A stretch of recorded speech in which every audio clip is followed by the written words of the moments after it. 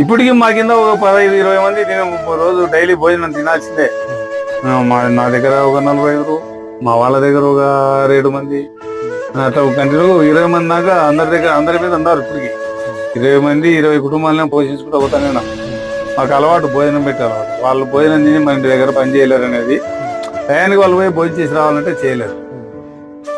మన భోజనం అయినప్పుడు మన పని చేసేదానికి ఇబ్బంది లేవాలి.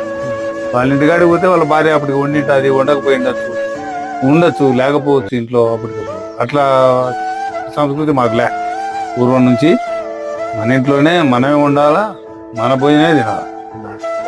మేమేది తింటున్నామో వాళ్ళు అదే తినాలి. నిజమేంది. ఇంకా మేము ఏది తింటే అది తినాల్సిందే వాళ్ళు. ఇప్పుడు మేము నంద్యాల్సిన బియ్యం తింటున్నామంటే, సన్నవి తింటున్నామంటే వాళ్ళదే మేము వేస్తాము. ఒక